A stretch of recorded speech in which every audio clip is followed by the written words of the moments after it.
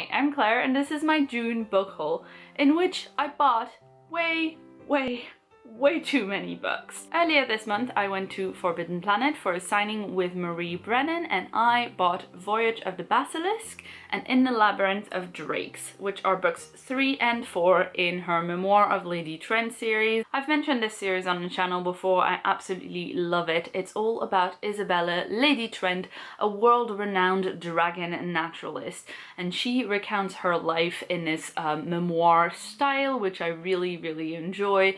It's all set in this pseudo-Regency Britain fantasy world. It's got a great narration style, it's got dragons and travel and science, and basically I love everything about those books. I also really enjoy the covers of these. I think they're really beautiful and they do look lovely on my shelf together with the first couple books in the series, so I can't wait to read those and then read the last one when it comes out, I think next year. Next, I went on a bit of a bookshop crawl with Elizabeth from Books and Pieces and Maija from Maija Reads.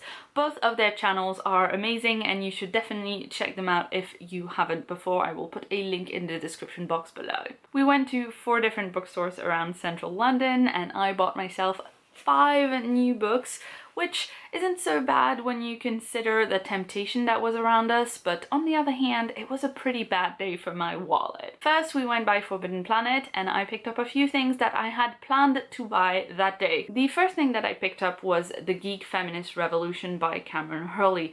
This is a new release from Tor and it's a collection of Cameron Hurley's non-fiction, a bunch of essays and articles, including her Hugo Award-winning essay, We Have Always Fought, challenging the women, cattle and slaves narrative. I read that essay when it was first published on a dribble of ink, and then I read it a couple more times I think since it won its Hugo, and it's been really important for me. It's been important as someone who writes historical fiction and who cares about actual historical accuracy and how women are portrayed in history and remembered throughout history. So it's made a big change to the way that I approach female characters and that narratives around women in the stories that I come up with and attempt to write. So I wanted to own a physical copy, and I also like the idea that this is a curated list of Cameron Hurley's nonfiction writing.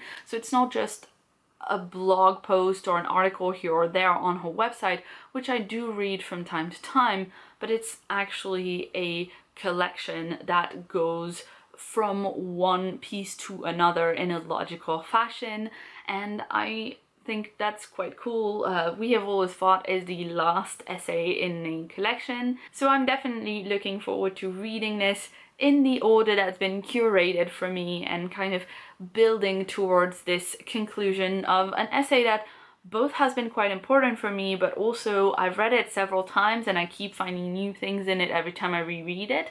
So I think this will be very worthwhile, and also it'll be nice to have a copy to lend it to people. I also picked up Descender Volume 2, Machine Moon by Jeff Lemire and Dustin Nguyen. We continue on with the story of Tim, 21, a young companion robot who is looking for his lost family, the little boy that he was assigned to be a companion to, Andy, and the assorted people in the galaxy who are set on capturing Tim, 21 for their nefarious purposes. I absolutely loved Volume 1 and I read this pretty soon after I bought it. There's a big cliffhanger at the end of this one and I want Volume 3 right now, stat. It's not even been announced with a release date on Amazon yet and it makes me sad because I want to read it right now. This, by the way, continues to be truly beautiful. It has this watercolor style art which I am absolutely in love with, and I particularly like this illustration, which is the cover for chapter 4.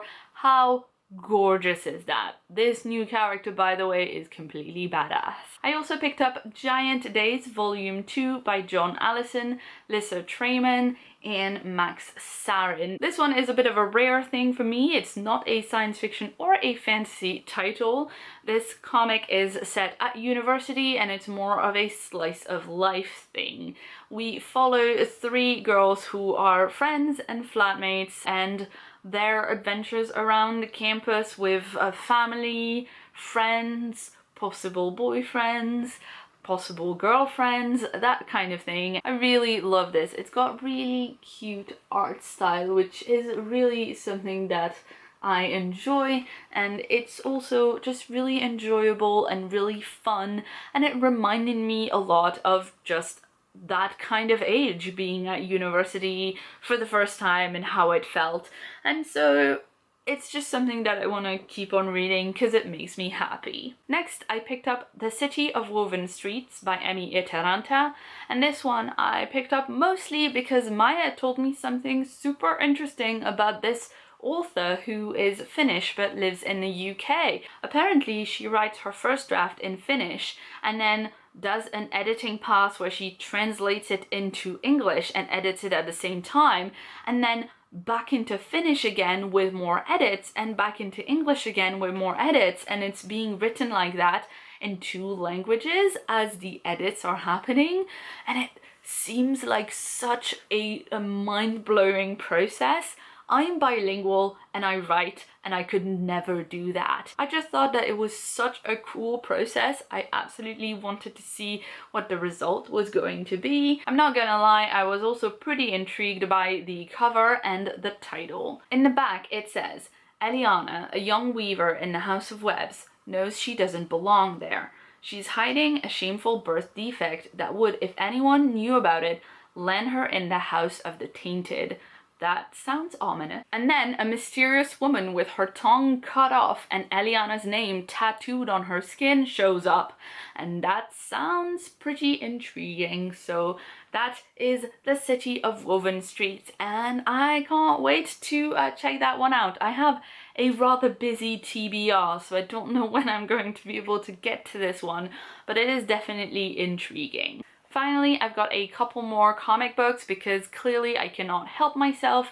First, I have Snowpiercer, The Escape by Loeb and Rochette, and this is of course the graphic novel that the movie Snowpiercer is based on. I haven't seen it, but I've heard good things about it, so I figured I could pick up the graphic novel and then watch the film and then talk about both of them on the channel. But yeah, at this point I pretty much didn't have an excuse for spending more money on graphic novels that I didn't really need to be buying. It was just shiny. And finally, after not buying books for a couple of weeks, I treated myself yesterday with another first volume of an Image title, and that is Run, Love, Kill, Volume 1 by John Sway, Eric Canetti, and Leonardo Olea. And honestly, it's just one of those books where I had seen the cover of this a bunch of times on the internet and it looked beautiful, and I followed John Sway on Twitter and I looked inside and I really enjoyed the art style, so I figured I'd pick it up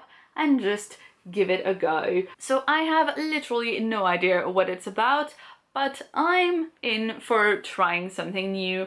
What can I say? I wish my library had more comic books and graphic novels, but they just don't really stock a lot of this stuff, so I'm stuck trying things out by buying them, which is probably not what I should be doing, but sometimes I just can't resist a shiny new comic book. So that's it, those were the books that I bought for myself in June.